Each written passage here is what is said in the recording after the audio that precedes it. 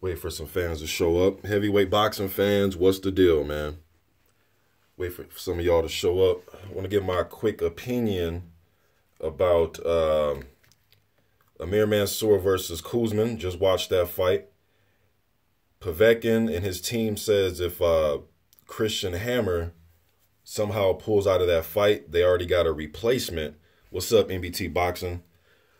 Povetkin and his team says they have a replacement, Kayotaro Fujimoto, if Christian Hammer decides to pull out. David Haye also wanted to speak on his injury, and I wanted to talk about Charr versus Ustinov. What's up, y'all? This is, I guess we can consider this episode 4. I know some of you are waiting for El Hodge 5. What's up, man? Hopefully I said your name right. But I know a lot of you are waiting for that video, Wilder versus AJ. Just you want me to break down the styles and everything. I'm going to get to that. Like I said, I'm going to do that one more towards the daytime here in America so I can accommodate some of the UK fans because a lot of those guys are requesting that video. What's up, y'all? Heavyweight boxing fans, what's the deal? So, man, let me jump right into it. I don't have much time. This kind of a spur of the moment video, man. I just got done watching Mansour versus Koosman, so it kind of sparked me to do this video. All right, man, so the fight ended in a third round technical draw. They clashed heads. Mansour was stepping in with I want to say like a left hand, and Kuzmin was also coming forward, and they smacked heads. All right, now Kuzmin got a cut, I believe, over his forehead, and Mansour got his right over his eyelid. I believe it was the right eyelid. All right, y'all coming in here, man, please hit that like button. Throw me a jab to that like button. Larry Holmes jab to that like button. All right, now, not much was happening, man. Not much was happening in the fight.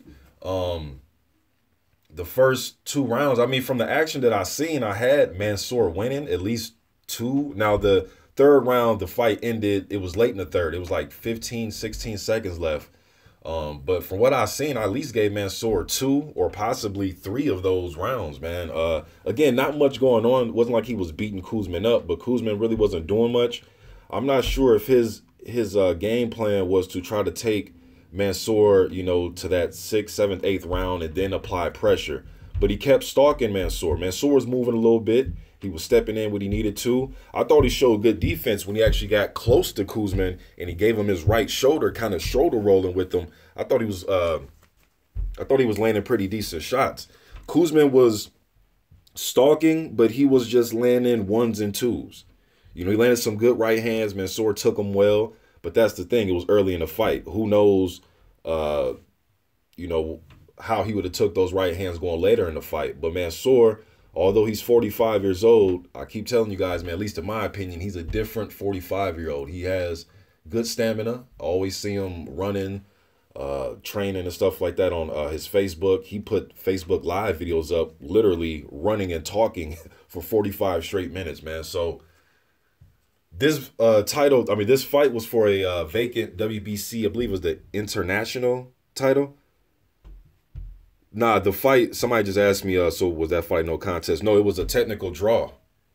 They issued it a technical draw, man. So, unfortunate, man. And Mansour has had these type of unfortunate situations in his career, man. Just another setback, man. Just another setback. But this was for a vacant WBC, I believe it was the International or Intercontinental. Somebody correct me if I'm wrong, but one of those titles. And this would have just got the guy closer. Whoever won this fight would have got closer to, you know, getting in some type of title eliminator fight and enhance their chances of getting closer, you know what I mean? Some type of eliminator fight. But, man, unfortunate, man, because I want to see how that fight was going to play out, especially when Mansour started to settle down and not move as much. And when he started to come forward, you know, how would the fight played out when he started to step on the gas to come forward with Kuzmin? How would he have held up, again, had the fight went 6, 7, 8 rounds? His intentions from early on looked like to stay on top of Mansour. Whatever Mansour threw, he was right back at him. Mansour threw a 2-punch combination, he was right back on him. Mansour threw some punches and missed, he was right back on him. He was using that approach. So I wanted to see how that would have held up going later into the fight, man. But you guys can check it out on YouTube. Unfortunate that fight ended like that, man. Really unfortunate. Let me move on. I don't have much time, y'all, so I see all y'all in the comment section. 1LVZ, what's up, man? What's up, me see here. Vince, what's up, man? Vince Camper, what's good? What's good to everybody in here, man?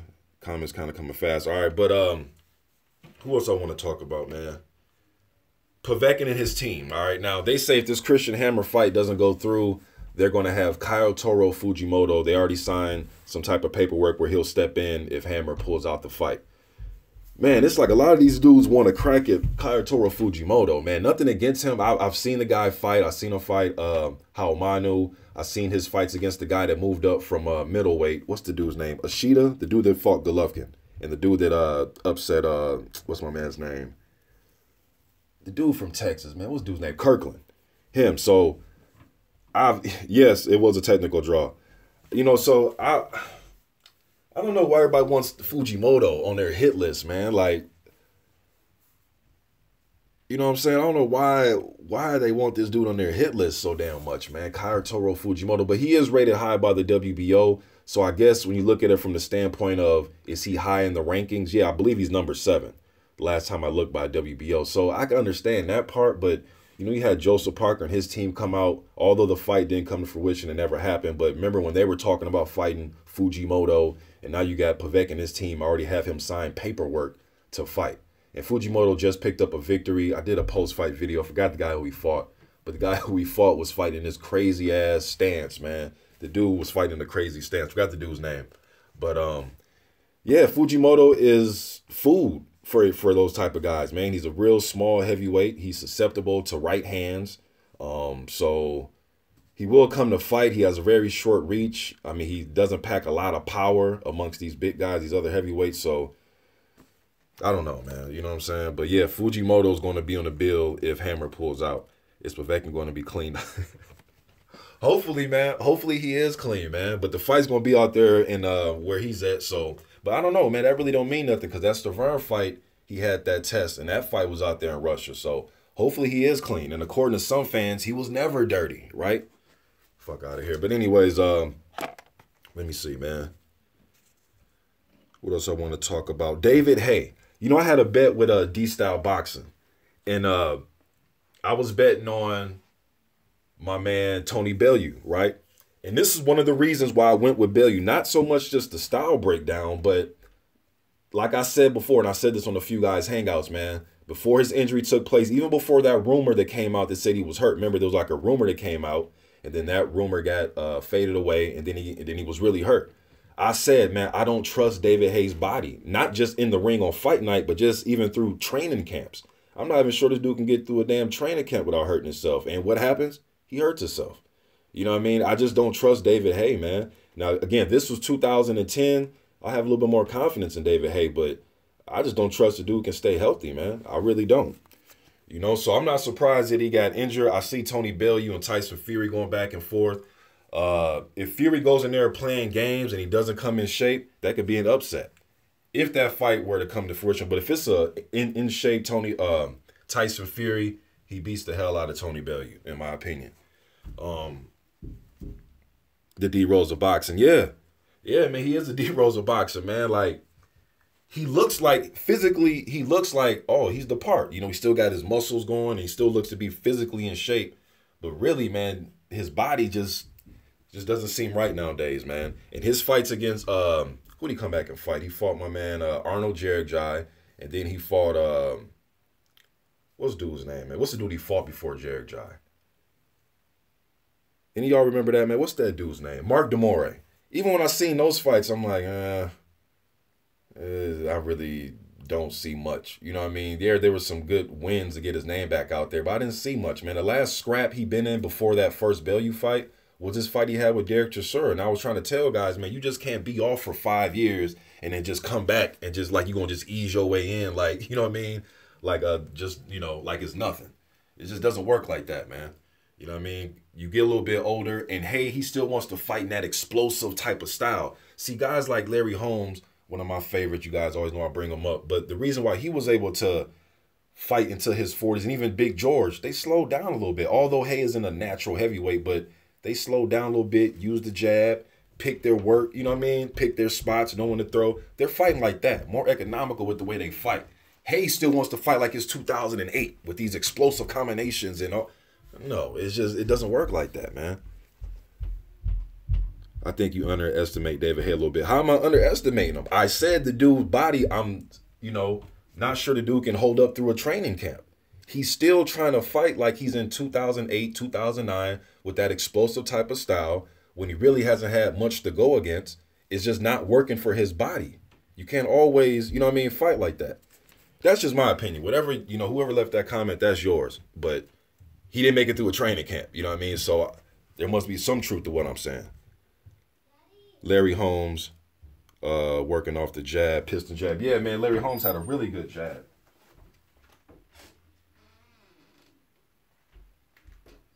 Larry Holmes had a really good jab, man. He could work behind it, and he knew how to, kind of do some of that Ali where he'd get against the ropes, and he knew when to throw that right hand. He knew when to hold.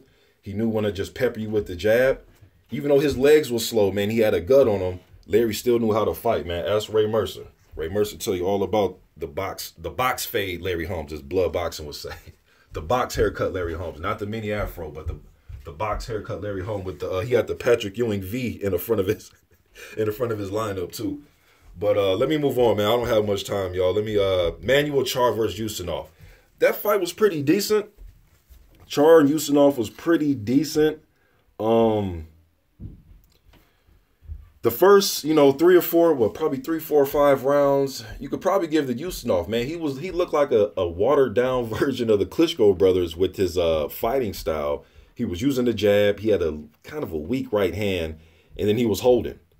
You know what I mean? Especially early on. Then, he was holding. So, and then Charr just turned it up. He started to let his hands go. First, he was coming out with that high guard type of shit, throwing, pecking away. And then he just, he started to open up. He was landing a lot of left hooks, man, a lot of left hooks. I thought the punch that was going to be key for him was the right hand, being that Ustinov was carrying a very low jab. And usually guys that jab from that low position usually have fast jabs. His really isn't fast. He's just using it low. He's going to try to lean back and use his sides and just try to take punches. You know what I mean? But Charr dropped him, and he was hurt.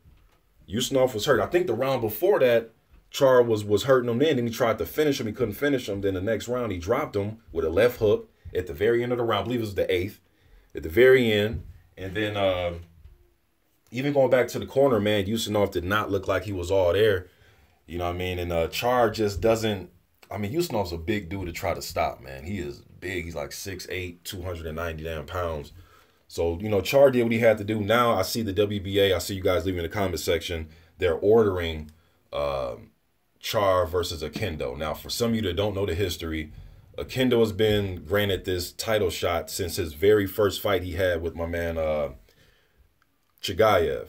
He had it in his contract to where he gets an immediate rematch. How the hell did he do that? Credit to his team. Although it's the regular WBA title, but he had so him and Chigayev was set for the rematch. This is back in 2014. Set to have a rematch. He gets hurt. Charr. Not Charr, but Oquendo. Oquendo gets hurt in training camp.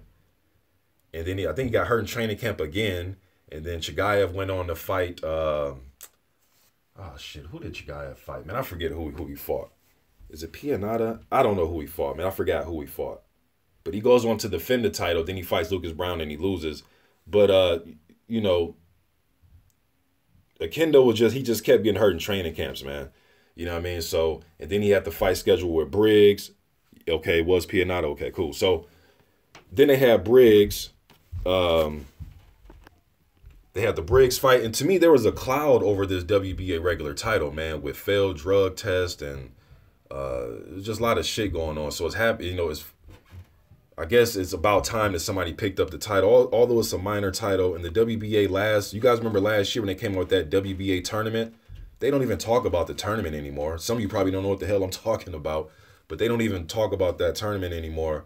The bracket just going to shit. They're not even following the bracket format. It's just a tournament that was made for nothing. But when that tournament started, they said that they're trying to eradicate all these minor titles at the WBA, but yet they're still sanctioning these fights for this regular WBA title. Maybe this one special case because of Oquendo went to court to get a fight for this title. So maybe they're keeping this one around just for that so Oquendo can get his shot. And then maybe after that, they'll take the title away. But this is boxing. They got to keep the lights on somehow. They want these sanctioning fees. So they'll come up with an excuse, I believe, to keep this title alive, man. Somebody asked me in the comment section, did I like Jerry Cooney? He was explosive when he first started. You know, the win against Norton, ran through him. You know what I mean? Then he met his match against the great Larry Holmes. That speed. And that fight right there, man, I said this before. Larry Holmes' jab in that fight, it almost looked like a video game. It was so fast and quick. That fight and a few other fights that I've seen, man, I've never seen a jab that fast. Any weight class. Watch that fight again. For those of you who haven't seen it in a while, go watch that fight again, man. Just look at that jab that Holmes was using against Cooney. And then Cooney, you know, he ended up losing to, you know, he got beat by Foreman. He lost to Spinks. You know, he was a decent fighter. I think he got hyped up a little bit too much, though, as he was going to be the second coming. You know what I mean? But Cooney could bang back in his day, man. I'm not going to take anything away from Jerry, man. Freza Kendo, why? San Cruz. Yeah. Hey, man, he went to court for it, man. That's all I can really say. He went to court for it to where he was going to get a rematch with Chigaev after Chigaev beat him for that regular title. And the WBA is sticking to their guns. You know what I mean? Unless they'll probably get sued. But yeah, Freza Kendo, yeah. Somebody says, I'd rather see Char fight Briggs than Oquendo. Me too. Me too, man. Oquendo, again, he's just like David Haye. Will he hold up in training camp? You know, can he make it through a full training camp without getting hurt? That's what I want to see. Char holds the regular WBA title. What's up, K Black Boxing? Yeah, I know, man. The regular damn title. They need to get rid of these titles, man. Their president came out last year and said they're eradicating all these damn titles, and they're still around.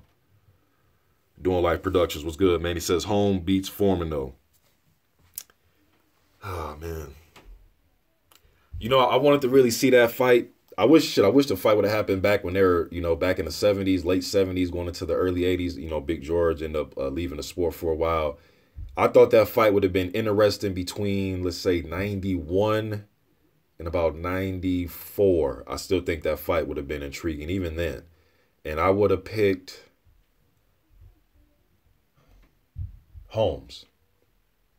I would have went with Holmes. I think Holmes' jab would have gave him problems. And I think his right hand wasn't enough to knock Foreman out, obviously, but it was enough to score. And I think he would have kept Big George honest for the most part. And I think he would have found a way to clinch George, man. And fight him back in spurts. George had a really good thudding jab. But I still think even box haircut Larry Holmes still had a damn good jab, especially for somebody that fights at the pace that George fights at. I would have picked Larry Holmes in 91 through 94, somewhere in there. And in the 70s, late 70s, if Young was able to outbox Larry, and so did Ali, I have to give Holmes the chance to outbox him even then too. You know, so just my opinion on that one, man. Man, somebody says, talk to me about Dillian Whyte. What about Dillian Whyte? What exactly you want me to say? Is he a top 6 fighter? I mean, possibly. We got to see, man, because I don't think he's really no much better than Jarrell Miller, Dominic Brazil, Adam Konowski. I don't think he's much better than those guys, to tell you the truth, man. To me, his claim to fame is getting put to sleep. You know, people want to give him credit for that second round against AJ. Okay, cool, but what else have you really done? He beat Robert Helenius. He took care of business, did what he had to do. Lackluster, but he got the victory. And he beat, in some people's opinion, he lost the fight, but it will go down as a victory over Derek Chisora. I mean, do you think that warrants you top 6? You know? But I guess based on everybody else's resume, he hasn't done any less than anybody else, but he hasn't done any more to where it's like, yeah, he's definitely top 6 heavyweight in the world. Not in my opinion, at least. Ray Sean Hudson, what's good, man? He says, who you got winning out of Charles Martin versus Dominic Brazil? I'm going to go with Dominic Brazil. I don't trust Charles Martin's heart, man. He is a southpaw. He's a big southpaw. He has a good left hand. He isn't a surgeon with the left hand, but from the fights I've seen against lesser competition, especially that Forgot that guy was fighting. Vicente, forgot the dude's name, but guy was, far less competition. But when he can pick his spots with that left hand and catch you off guard, for a guy that's 6'5", 250 pounds, he's a threat. But Dominic Breazeale, I just know what I'm getting with him. I know if he hits the canvas, he's getting up. I know he'll take it to the trenches. I know he'll get down and dirty with you. I trust him more. You may look at Martin and say his technique is better, but I trust the dude that's willing to get down and dirty, and I know that he'll take it to the trenches. And this is heavyweight, so it's not like they're in there, trying to have a stylistic presentation, to try to, who looks better. This isn't welterweight where guys are dependent on that type of skill level. This might get to a situation where they're just banging it out, and I trust Dominic Breazeale more than I do my man Charles Martin. Because skill, people always, well, his skill's better. I've seen a lot of skillful dudes get their ass whooped. You know what I mean? You can have a lot of skill and go in there and get your ass whooped. Now, it's a good advantage to have some skill, and power doesn't always mean anything either. You know what I mean? So, but to me, man, this boxing, and sometimes a boxing match can turn into a all-out fight. You know what I mean? Sometimes I've seen highly skilled guys go in there and just get into a fight. That's what made Larry Holmes so great. When he couldn't outbox you, even Ali, when they couldn't move around and use that beautiful outboxing and just make it look picture perfect and paint a picture, guess what they did? Stood flat-footed and fought your ass back. And you got to have that in you, man, that dog in you. Holyfield had that too. I don't think people give enough credit to that aspect of the game. Yes, it's boxing, but sometimes shit can turn into a fight, man.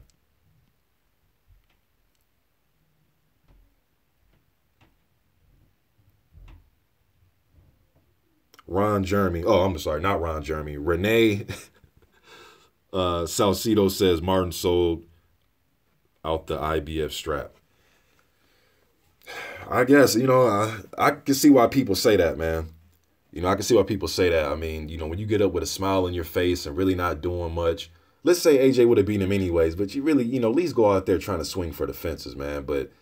And then what happened immediately after the fight is he kind of went away and did his thing and didn't seem like he was focused on boxing. Then he got shot, I believe, in downtown LA. Just didn't seem like he was into boxing, you know what I mean? And then he's came back.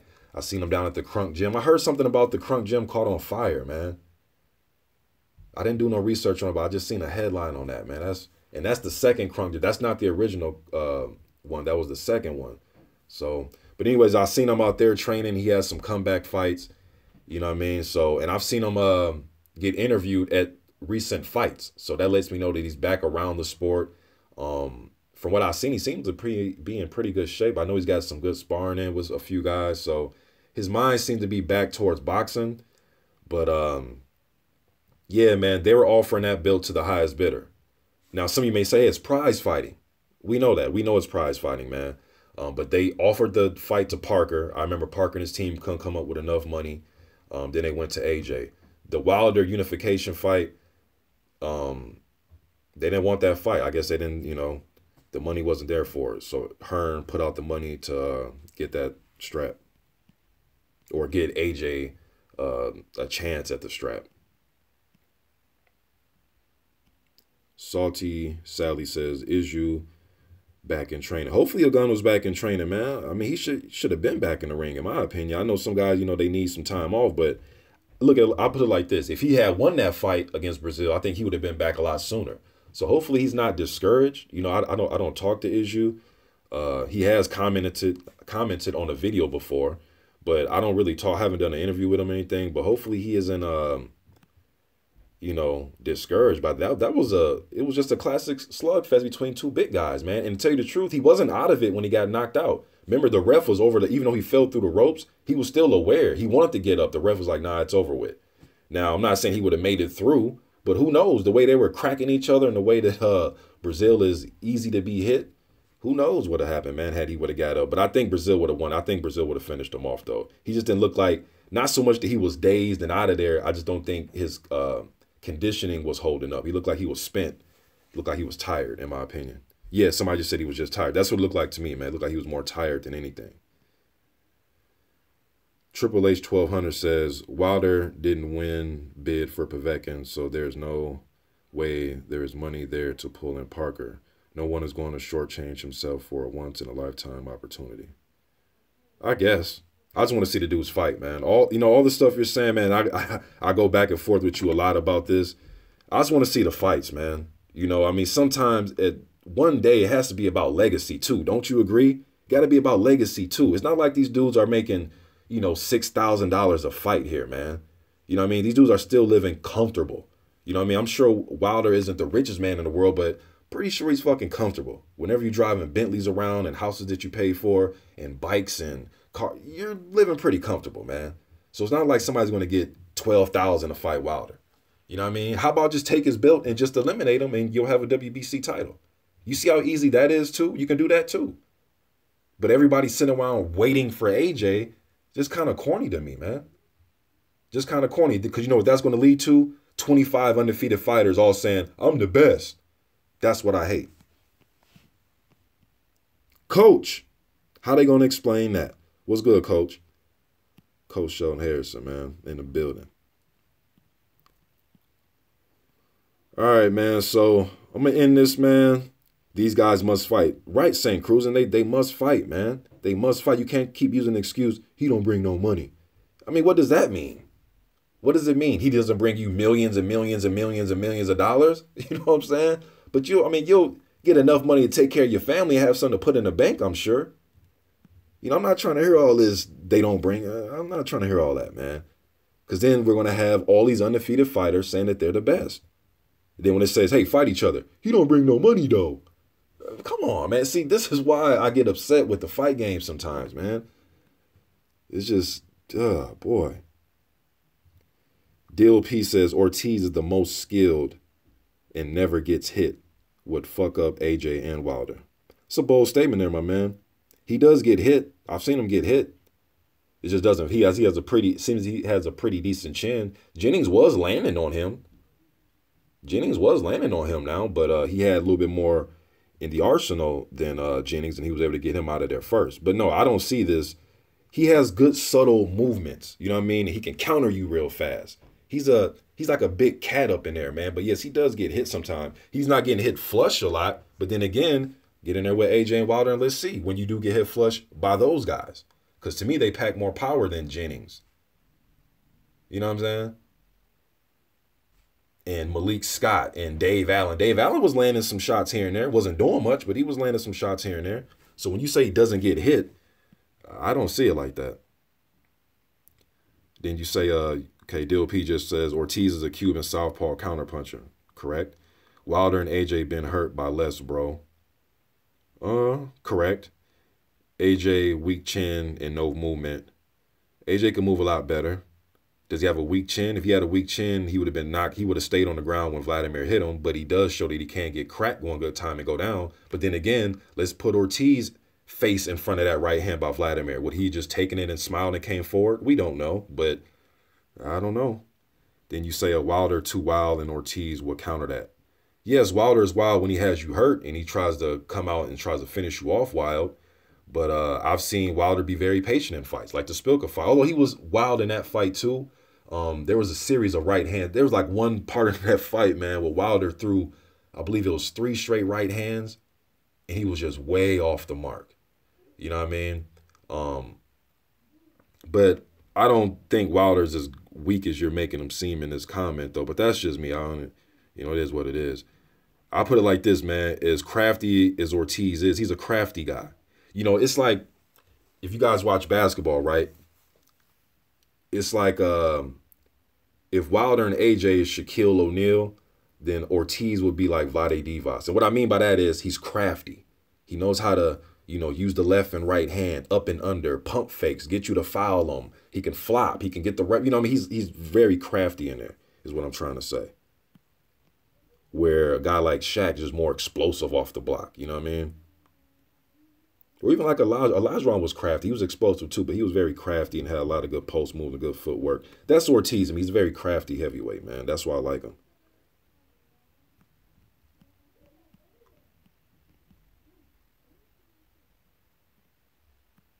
Somebody says Spilka is a shame for every hooligan. I really want to see Spilka versus what's the dude that just lost, man?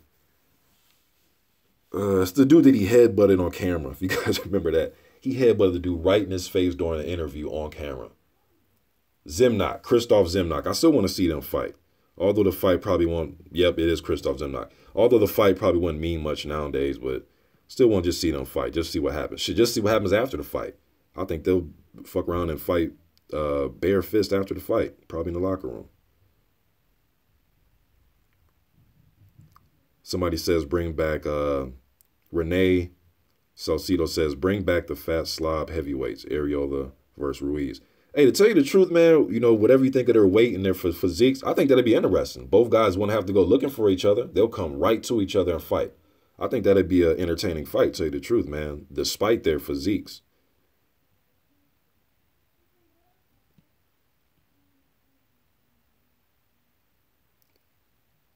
Andra Little says, people kill me with this Wilder being so wild. He's rarely wild before his opponent is hurt. Yeah, it's like when he gets the dudes hurt, then he goes wild. You know what I mean? Then he goes wild in there, man. And it's like, because I think he's trying to finish you. I think he's one of them dudes, when he smells blood, he just goes crazy. You know what I mean? By any means necessary, get you out of there, man. But as I heard Jarrell Miller say, one of them wild-ass punches do land, you're going to sleep. And this is one of Wilder's biggest critics. All right? Jarrell Miller is no fan of Deontay Wilder like that. This is one of his biggest critics saying this, man. A guy that thinks he can beat Wilder. You know what I mean? He lands one of them damn grenades, you're probably going to sleep. You know, but before that, man, his jab, you know, for as wild as he is, people never really talk about his jab. And then when they do, they have an excuse. Oh, well, Severn was there to get jabbed. Okay. He did it the first fight, too. And he seems a control guy. Even when he's not landing it flush, just the fact that he's pawing it, people are looking for that right hand, man. They're respecting the hell out of that right hand. And I like when he throws his left hook in there, too, to kind of mix it up. You know, all these guys have flaws, man. You know, Joshua, to me, he doesn't. I get into a lot of people say that he moves so quick. It's like, you see quickness when he moves? I don't see that. He puts up his guard and tries to deflect. That's his defense. His defense isn't moving and, you know, moving like a boxer, like, you know, trying to, I wish I had the camera on him, but like moving and dipping and rolling, and he doesn't really do that. Now, he'll duck, because he did it against Klitschko, when Klitschko was trying to throw predictable lead left hands, lead left hooks, lead left hooks, lead left hooks. Then it just came predictable. Stevie Wonder would have knew when to duck, you know what I mean? Because he was just so predictable with it when he was trying to finish AJ. You know what I mean? But all right, y'all. I wish I can continue this discussion a little bit more, man. Ali Dago 619, what's up, bro? He says, Mr. Boxing, Mansour versus Rivas, who wins? Man, you know, that fight was on the table, I believe it was last year, and Oscar Rivas keeps failing his eye exam when he comes out here to the States to get fights. Good fight, man. It's a real good fight. It's 50-50. I'm not even going to hold you, man. I think it's 50-50. I really do. I think it's 50-50. I almost think that Rivas is a orthodox, younger version of Mansour. That's what I honestly think. I think Mansour's back foot game is a little bit better. But I don't know, man. And then but then I've seen Rivas get outboxed a little bit. When it comes to Mansour, he's fighting big, tall motherfuckers, man. So they're trying to pressure him. Sometimes he got them dudes going on their back foot. Rivas, I seen him get outboxed by what's that dude's name, man? Silvera Luis or Luis Silvera. If you guys look it up, you'll see his name I'm talking about. But he was getting outboxed in that fight. And that fight probably was a draw, to tell you the truth, man. That shit was probably a draw. But Rivas can deal with a jab. You know what I mean? I've seen him. It's the movement that gives him problems. But should he beat Pulev in the Olympics? And Pulev is a guy who's looked at to have one of the best jabs in the game right now, at least at heavyweight. Rivas fights in France next. Somebody says Rivas fights in France next month at the same card as Duipa. I'm definitely going to check that out, man. Appreciate y'all tuning in, man. I'm going to try to do more. I know I haven't been on in like 9 or 10 days, man. Been real busy, a lot of family stuff. But I'm going to do that Joshua Wilder breakdown in full. Like I said, I'm going to do it more in the daytime when I do get to it. So I can accommodate some of the UK fans, because a lot of those guys were requesting that video. So appreciate y'all tuning in, man. I'm out.